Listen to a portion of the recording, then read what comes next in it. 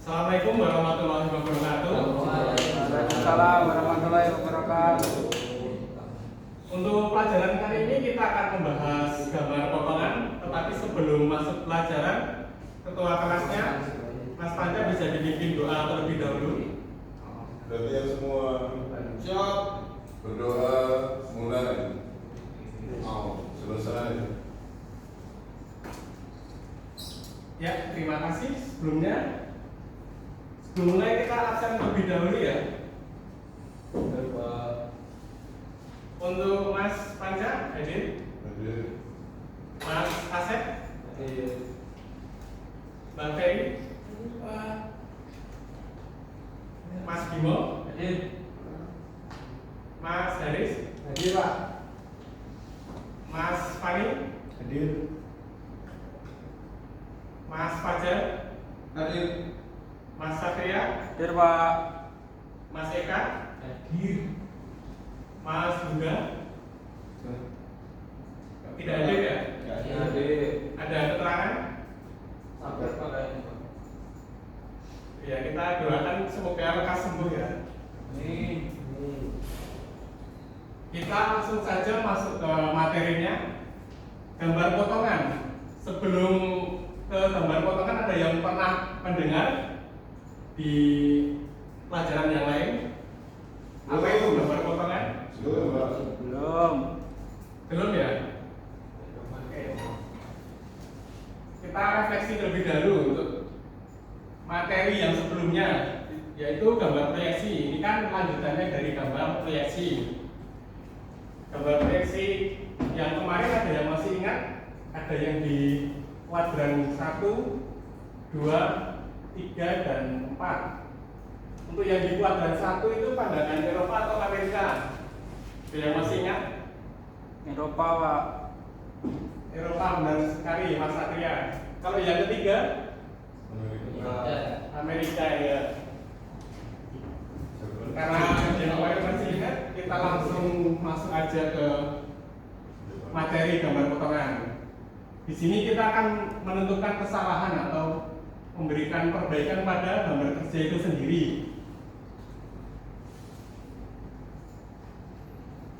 Dan target kita pada hari ini, kita akan memahami konsep atau aturan dasar dari gambar potongan seperti standar ISO-nya.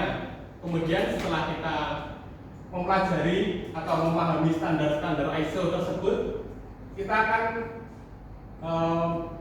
mendeteksi kesalahan atau apa yang salah dari gambar.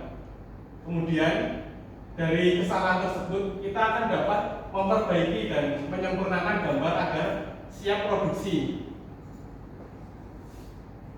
Target kita hari ini seperti itu. Kemudian bisa dilihat kedua contoh gambar berikut. Kan ini ada sebuah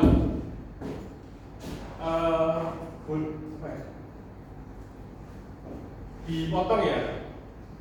Yang satu kan di aksir garis putus-putus. Jika kita ingin melihat dalamnya, itu lebih mudah kita melihat gambar yang pertama yang garis putus-putus atau yang kedua yang dipotong.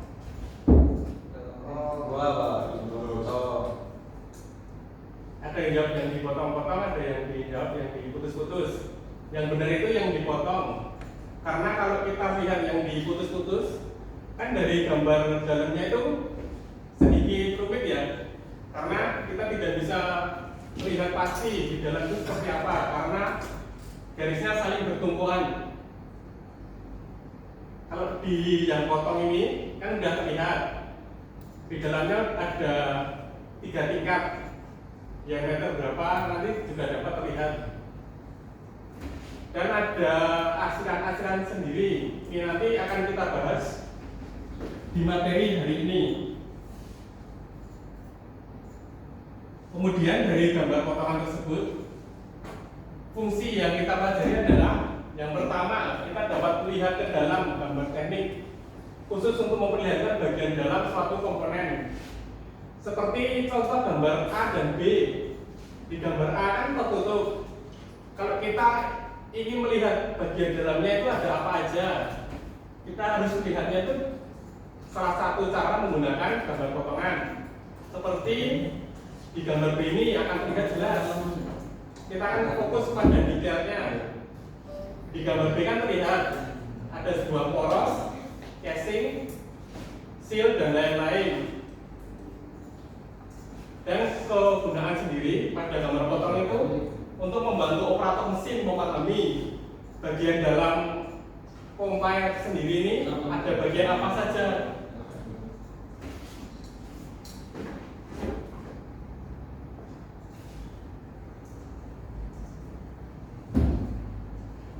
Dan cara menentukannya itu ada beberapa langkah dan aturannya sendiri. Yang pertama itu ada the line atau garis sumbu yang ujung nomor tebal dengan panah arah pandangan. Misal ada sebuah benda, kemudian kita akan memotong di sini. Nanti kan ada garis panah seperti contoh berikut. Jadi nanti akan dilihat untuk gambar ini dan yang ini akan dipotong, gambar yang berlawanan panah. Makanya the line itu sangat penting di dalam garis potongan. Yang kedua, aturannya itu the heart atau arsiran, di mana arsirannya itu wajib 45 derajat, tidak boleh kurang atau lebih, karena ini sudah standar ISO. Dan arsirannya sendiri itu harus tebal tipis, harus dibedakan, karena jika arsirannya juga tebal, maka itu tidak bisa membedakan mana arsiran potongan atau bendanya. Serta itu harus proporsional atau konstan. Semisal arsiran satu dengan yang lain jaraknya 2 mili, berarti untuk yang lainnya itu harus 2 mili semua. Biasanya itu pakai 2 sampai 3 mili jaraknya. Kemudian untuk part yang berdampingan, arah arsirannya itu harus berbeda. Semisal ada 2 buah benda berdampingan seperti ini, maka arsirannya itu harus berbeda satu dengan lain. Kalau contoh seperti ini kan searah, berarti nanti ini salah karena arsirannya itu searah dan kita tidak bisa membedakan ini 2 buah benda atau satu benda. Jadi arsirannya harus berbeda seperti berikut. Cukup dipahami ya?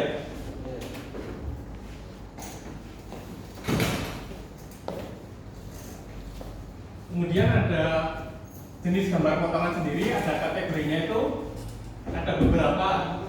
Yang pertama itu potongan penuh atau semua bendanya dipotong keseluruhan. Yang kedua ada potongan separuh atau sebuah benda dipotong sebagian. Karena ini sesuai kebutuhan nanti, atau potongan sebagian. Jadi hanya sebagian kecil. Semisal hanya mau melihat bagian yang dipur ini seberapa adalah atau sebagian benda mana yang ingin dilihat. Kemudian potongan utama adalah potongan satu bidang pada sumbu dasarnya. Yang berikutnya ada potongan meloncat, yaitu garis potongan itu tidak selalu lurus. Ada potongan yang meloncat. Jadi dari sini misal sumbuannya kemudian akan ditarik ke atas dan ke kanan, jadi seperti anak tangga untuk melihat bagian dalam yang dibur ini. Karena ini kan posisinya tidak beraturan, maka harus menggunakan potongan meloncat. Kemudian potongan diputar. Jadi sebuah benda nanti kita potong, kemudian hasil potongannya akan diputar 90 derajat di tempatnya. Atau bisa menggunakan 2 bidang berpotongan. Jadi potongan itu tidak hanya satu, bisa 2. Misal ini yang A seperti ini, yang B ke arah sana, kemudian akan didapatkan hasil potongan A dan B nya seperti ini. Atau yang terakhir itu ada potongan berurutan. Misal ada poros bertingkat, kita akan memotong dari bagian yang depan sampai belakang karena mereka ada berbeda-beda, ada yang berlubang, ada yang enggak, ada yang kecil. Jadi kita akan melihatnya menggunakan potongan burutan.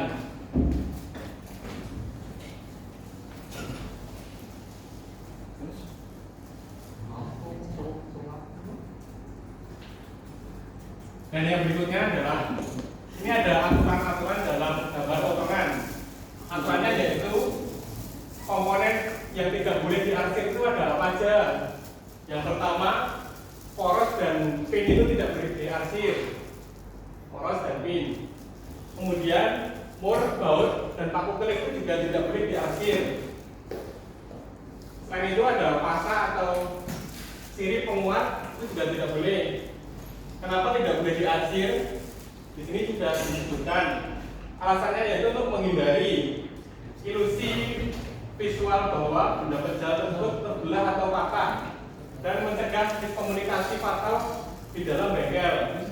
Jadi kita sebagai desainer itu harus memberikan informasi yang valid kepada para mekanik yang di lapangan. Jika semisal kita membuat arsiran pada poros, maka yang di bengkel itu mengiranya itu bukan sebuah poros, melainkan bagian dari benda atau part tersebut.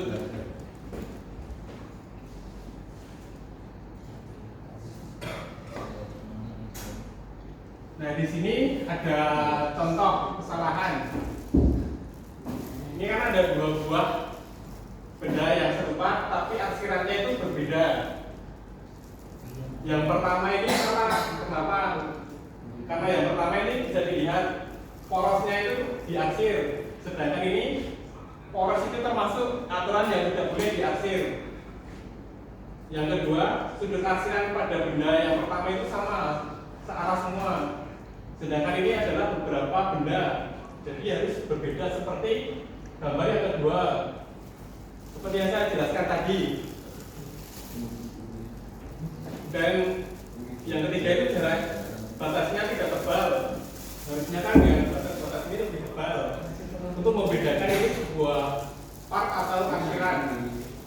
Dan jaraknya itu tidak boleh acak, harus konstan 2 mili, 2 mili semua atau 3 mili, 3 mili semua.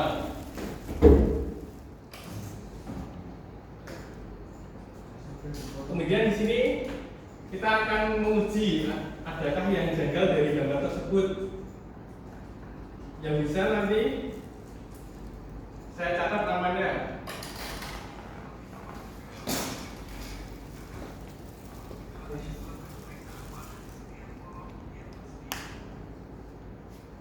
Di sini ada 3 kesalahan dari gambar yang saya tampilkan.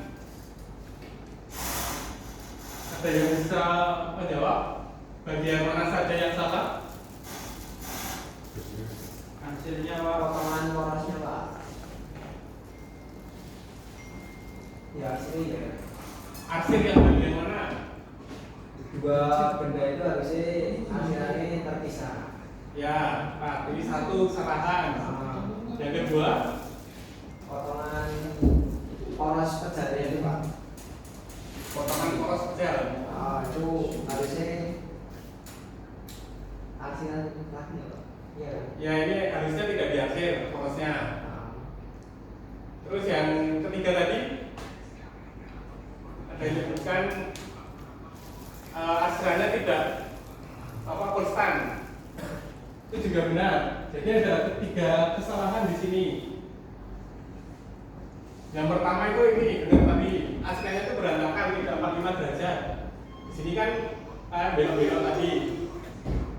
Kemudian yang kedua, poros kerja itu tidak boleh diarsir untuk membedakan poros atau sebuah benda. Yang terakhir adalah arah arsirannya itu tidak boleh sama antara kedua buah benda, karena nanti akan membingungkan mekanik di lapangan. Dari contoh ini sudah mulai paham ya kalian ya?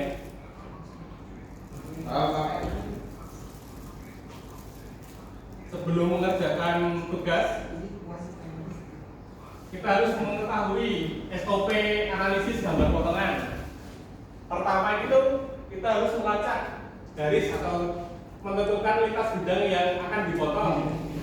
Lintas bidang itu yang garis tadi, garis mana?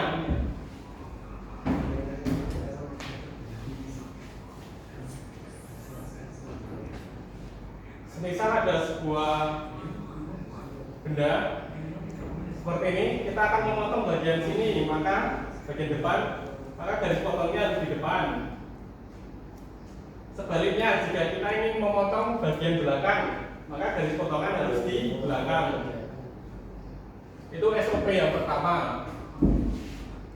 Kemudian yang kedua, kita akan memastikan proyeksi sesuai dengan arah mana. Jadi itu proyeksinya mau ke arah mana. Misal ke arah kanan, berarti nanti yang dipotong ya bagian kiri.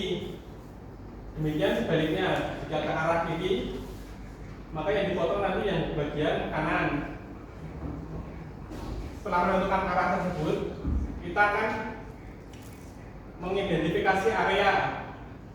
Berarti yang dipanah misal ke kanan, berarti yang kiri kan akan dipotong. Nanti kan kita arsir yang bagian kiri, identifikasi areanya. Kemudian kita akan filter pengecualian, cek keberadaan poros, baut, dan potongan atau jalur potong. Jadi kayak larangan yang tidak boleh diarsir tadi seperti poros, baut, dan lain-lain, kita harus mengecek kembali. Yang terakhir kita akan mengeksekusi arsirannya, harus 45 derajat dan harus konstan jaraknya. Dan ketebalan juga perlu diingat harus lebih tipis dari arsiran yang luar. Kemudian untuk job sheet kali ini kita akan menggambar job sheet 6, yaitu kita akan menentukan arsirannya. Di sini kan nanti ada gambar seperti ini, contoh. Kan ada potongan tadi, arah potongannya ke kanan, berarti yang dipotong daerah mana, kalian gambar soalnya semua. Kemudian kalian tentukan arsirannya. Job sheet-nya nanti saya bagi. Ini job sheet-nya sudah saya print, nanti dibagi ke teman-temannya ya, Mas Ketua. Untuk contohnya itu seperti ini. Saya jelaskan untuk contohnya. Jadi kan ada sebuah benda, kemudian kita akan potong bagian kirinya, maka kita akan menggunakan garisnya di bagian kiri, terus arahnya itu ke kanan karena kita akan potong bagian kiri. Kemudian untuk gambar yang jawabannya itu bagian sini, maka kita akan arsir karena yang dipotong itu bagian kirinya, kiri. Dan ini harus searah dengan yang kita potong. Dari contoh ini ada yang ditanyakan, cukup jelas ya. Nanti kalau yang sudah selesai langsung dikumpulkan saja. Kita nanti sampai siang.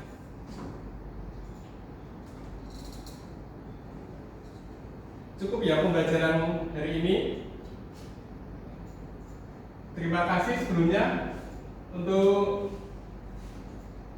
kita sudah mengetahui apa itu fungsi potongan atau logikanya itu bagaimana. Kemudian aturan dalam potongan berikut juga kita sudah membahasnya.